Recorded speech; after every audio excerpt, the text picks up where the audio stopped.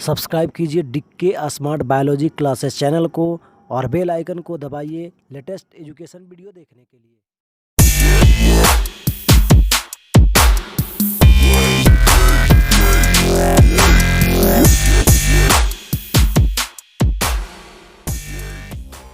Good morning everyone.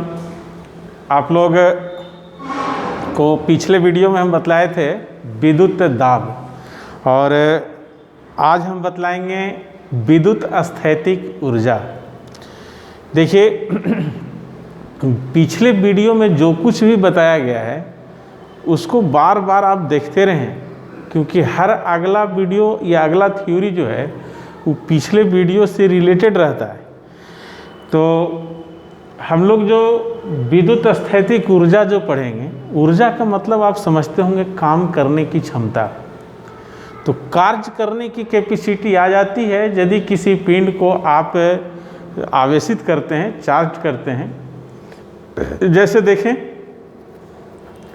मान लीजिए ये कोई इलास्टिक बॉडी है, कोई इलास्टिक पिंड है जो खिंचा सकता है, यानी अपना आकृति ये बदल सकता है। इसका एरिया, पृष्ठ का जो क्षेत्रफल है वो मान लीजिए कैपिटल ए है और इसको कैपिटल क्यू आवेश से आवेशित किया गया है। जैसा कि आपको हम यहाँ लिखे हैं, माना कि एक प्रत्यास्थ चालक पदार्थ कैपिटल क्यू आवेश से आवेशित है। इसके पृष्ठ पर आवेश का पृष्ठीय घनत्व सिग्मा है और पृष्ठ का क्षेत्रफल कैपिटल ए है। तो पृष्ठीय घनत्व का मतलब होता है एकांक क्षेत्रफल पर का आवेश।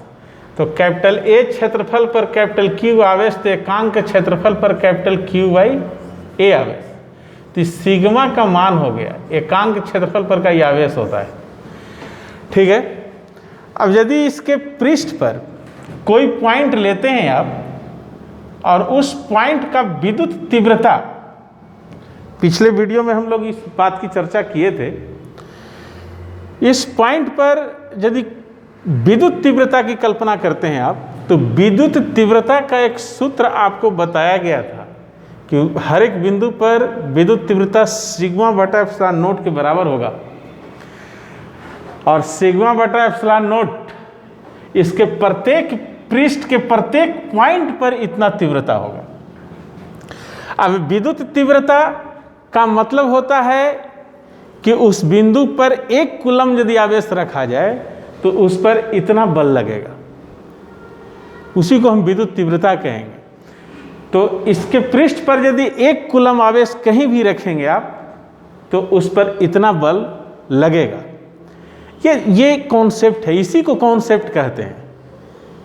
फिजिक्स का बहुत बार आप सुने होंगे कि फिजिक्स का कॉन्सेप्ट होना चाहिए, तो कॉन्सेप्ट इसी का नाम है। अब ये फार्मूला सिर्फ याद कर लेने से नहीं होगा, आपको इसका फुल मीनिंग पता होना चाहिए कि विद्युत तीव्रता हमको इतना निकला तो इसका अर्थ क्या हुआ। तो विद्युत तीव्रता किसी भी पॉइंट पर यदि इतना है तो इसका मतलब है कि इसके किसी भी पॉइंट पर एक कूलम आवेश यदि हम रखें तो उस पर इतना बल लगेगा। अब थोड़ा सा देखिए, इसके एक छोटा सा भाग, पृष्ठ का एक छोटा सा भाग कैपिटल एम पर विचार करते हैं। चूंकि इसको आवेशित किया गया है, इस पर आवेश है, तो इसका बड़ा भाग लीजिए या छोटा भाग लीजिए, आवेश तो उस पर आएगा ही। बड़ा भाग लेंगे ज़्यादा आवेश मिलेगा, छोटा भाग लेंगे कम आवेश मिलेगा। तो कैपिटल एम एन इस पृष्ठ का एक छोटा सा भाग है।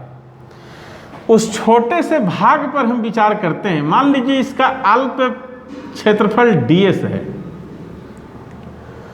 तो अल्प क्षेत्रफल ds है तो उस पर आवेश कितना होगा। तो हमको पता है कि एकांक क्षेत्रफल पर इतना आवेश है, तो ds क्षेत्रफल पर कितना आवेश होगा। तो ds क्षेत्रफल पर आवेश होगा सिग्मा इंटू ds। ठीक। उसके बाद है इस पृष्ठ के प्रत्येक बिंदु पर विद्युत तीव्रता सिग्मा बटा एप्सिलॉन नोट है। तो सिग्मा बटा एप्सिलॉन नोट है प्रत्येक बिंदु पर का विद्युत तीव्रता। तो पिछले वीडियो में जैसा हम पढ़े हैं, तो इस पर बाहर की ओर जो विद्युत दाब काम करेगा वो विद्युत दाब 1/2 epsilon note capital E square के बराबर लाए थे हम, और इसका इस्तेमाल हम यहाँ करेंगे। ये विद्युत दाब है जो बाहर की ओर इसको फैलाना चाहेगा। पिछला वीडियो एक बार फिर से आप लोग रिवर्स कर लेंगे, देख लेंगे, उसमें बताए होंगे कि जब इसको आवेशित करेंगे तो बाहर की ओर एक दाब काम करने लगता है, प्रेशर काम करने लगता है, और प्रेशर का मान हम इतना निकाले थे। अब विद्युत दाब क्या है? तेकांक क्षेत्रफल पर लगने वाला बल होता है। तेकांक क्षेत्रफल पर जब इतना बल लगेगा तो सोचिए कि इस पर कितना बल लगेगा। तेकांक क्षेत्रफल पर जब इतना बल, तो उसका क्षेत्रफल ds है, तो उस पर बल लगेगा P इंटू ds। तो इतना बल लगेगा इस पर बाहर की ओर जी। चूंकि इलास्टिक बॉडी है, प्रत्यास्थ पिंड है, बाहर की ओर बल लगेगा, और मान लीजिए कि बाहर की ओर बल लगने से ही फैल भी गया, और फैल करके ही आ गया यहां से यहां, फैल करके बल लग रहा है, बल इसको यहां से पहुंचा दिया यहां। विद्युत दाब, पहले फिर से सुनिए, पहले इसको आप आवेशित किए, आवेशित करने के बाद इस पर विद्युत दाब काम करने लगा। विद्युत दाब बाहर की ओर इसको फैलाना चाहेगा, और मान लीजिए कि फैलने लायक है और ये फैल भी गया। तो फैला तो ये पिंड का जो स्थिति था पहले ये था, और अब हो गया ये। तो ये जो पृष्ठ का ये जो भाग है वो मान लीजिए कि यहाँ आ गया, तब तो इस भाग का विस्थापन इतना हुआ ना, ये मान लीजिए कि dx है। अब पिंड यहाँ था, इस पर बल लगा, अब बल लग करके इस भाग को ले आया यहाँ, तो इस भाग को यहाँ लाया, तो यहाँ से यहाँ तक इसका विस्थापन हो गया। तो चूंकि बल लगा और विस्थापन हुआ, तो यहाँ कार्य हुआ है। अभी कार्य कितना हुआ? तो बल गुने विस्थापन यानी F इंटू dx। आइए इसका मान निकालते हैं, F इंटू dx। F के जगह पर जो बल लगा है P इंटू ds, F के जगह पर ही बैठा है, dx का dx, P के जगह पर ये लाए हैं, देख लीजिए आप। तो 1/2 epsilon not capital E square, ये P के जगह पर बिठाए हैं अभी, फिर ds इंटू dx। इतना कार्य हुआ जी। ये कार्य यहां से यहां आने के दरमियान हुआ। सोचिए कि ये कार्य कौन किया। एवं फिजिक्स जैसे आराम आराम से पढ़ने की चीज़ है, हर एक पहलू पर आप विचार करें। तो ये जो काम हुआ, ये काम किया कौन? तो काम वही करता है जो बल लगाया है। तो बल कौन लगाया? बल लगाया है आवेश, विद्युत। और कैसा विद्युत? तो स्थिर विद्युत बल लगाया है, यानी स्थिर विद्युत बल लगा करके और इतना कार्य किया पृष्ठ पर। तो पृष्ठ पर इतना कार्य किया है स्थिर विद्युत, यानी स्थिर विद्युत में काम करने की क्षमता है, तभी तो ये काम किया। स्थिर विद्युत में काम करने की क्षमता है, और काम करने की क्षमता को ऊर्जा कहते हैं, यानी स्थिर विद्युत में ऊर्जा है। और ठीक यही ऊर्जा को हम बोलते हैं विद्युत स्थैतिक ऊर्जा, स्थिर विद्युत की ऊर्जा। तो हम लिखेंगे पिंड पर किया गया यह कार्य पिंड में विद्युत स्थैतिक ऊर्जा के रूप में संचित हो जाता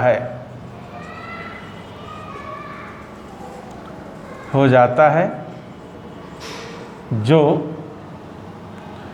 इसके बढ़े हुए आयतन का कारण बनता है। तो आयतन, ये ऊर्जा जो इतना बढ़ा, ये ऊर्जा किया क्या? तो इसको यहां से यहां ले आया, तो इतना दूर के जगह, जिस इसका ये जो जगह होगा ये आयतन हो गया। इतना आयतन पिंड को बढ़ा दिया, इस सतह को यहां ले आया, तो ये और जो जगह है ये कवर करवा दिया। तो ये ऊर्जा इसी जगह में जाकर संचित होगा। वो जगह कितना है, यानी वो आयतन कितना है? तो देखिए, किसी भी चीज का आयतन जो आप जानते होंगे, पाई आर स्क्वायर एच बेलन का आयतन होता है, जहां एच इसकी ऊंचाई है, और आधार का यदि रूप वृत्ताकार है तो रेडियस आर होने पर इसका जो क्षेत्रफल होगा पाई आर स्क्वायर होगा। तो आधार का क्षेत्रफल पाई आर स्क्वायर और गुने ऊंचाई, तो ये सबका होता है। आधार का क्षेत्रफल गुने ऊंचाई, यही आयतन होता है। नहीं जानते होंगे तो इसको नोट कर लीजिएगा। किसी भी आकृति का, किसी भी पिंड का जो आयतन होता है उसका बेसिक फार्मूला ये है। जैसे इस हॉल का यदि आयतन निकालना है तो इस आधार जो आयताकार जो एरिया है इसका क्षेत्रफल निकालिए और हाइट से गुना कर दीजिए, इसका आयतन निकल जाएगा। तो आधार का क्षेत्रफल गुने ऊंचाई, ये होता है आयतन।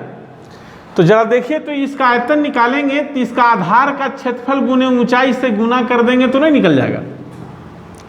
तो बढ़े हुए भाग का आयतन आधार का क्षेत्रफल गुने ऊंचाई, यानी ds गुने dx,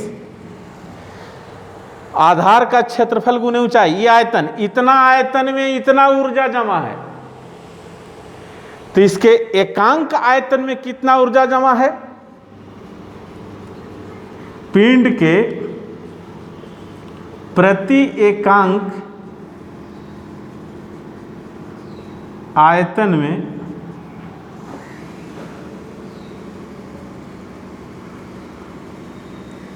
संचित ऊर्जा, तो इतना आयतन इसका है और इतना आयतन में इतना ऊर्जा जमा है, तो एकांक आयतन में उतना बटा इतना, उसको लिखिए 1/2 epsilon not E square ds into dx बटा ds इंटू dx।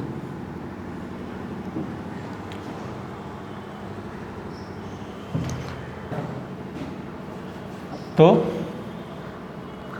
ये प्रति एकांक आयतन में जो ऊर्जा है उसका मान आ गया 1/2 ई नॉट कैपिटल ई स्क्वायर। ये याद रखेंगे, इसको अच्छी तरह से इसका अध्ययन कर लेंगे। और देखिए, लॉकडाउन की जहाँ तक बात है तो पढ़ाई बहुत ज़्यादा डिस्टर्ब हुई है, और जो चीज़ें हम अभी बतला पा रहे हैं इससे खुद हम ही संतुष्ट नहीं हैं। तो आपको क्या हम बताएं, लेकिन अब कुछ तो कुछ करना है। और जब भी लॉकडाउन खुलेगा तो हम ये सारे चीज़ फिर से पढ़ाएंगे, क्योंकि हमें संतुष्टि नहीं मिल रही है। आपके पास क्या प्रॉब्लम है, बहुत सारा क्वेश्चन राइज होता था जो हो नहीं रहा है, और एक टीचर सब कुछ है नहीं बतला सकता है जब तक कि क्वेश्चन नहीं आता है। जब क्वेश्चन आता है तो फिर बहुत चीज़ें खुलती है। तो पता नहीं आपको कहाँ कहाँ इसमें समस्या आता होगा, इसलिए हम खुद इससे संतुष्ट नहीं हैं। जब लॉकडाउन खुलेगा, हम लोग आमने सामने बैठेंगे तो ये सारी चीज़ें फिर से हम लोग पढ़ेंगे। बट अभी ये जो चीज़ें हैं इनको आप अध्ययन करें। अध्ययन करने से फ़ायदा ये होगा कि उस वक्त जब हम समझाएंगे तो बहुत आसानी से सिंपल वे में आपको समझ में आएगा, और यदि पूरी तरह से समझ में आ गया होगा तो डबल हो जाएगा, यानी फ़ायदा ही फ़ायदा है। लेकिन ढेर सारे बच्चों के पास मोबाइल की सुविधा नहीं है, तो हम तो सबके लिए हैं, इसलिए हम इसको फिर से एक बार पढ़ाएंगे क्लास में। इसलिए बकाना नहीं है, लेकिन जितना बनता है उतना इसकी तैयारी भरपूर करें। ठीक है बच्चे, थैंक यू।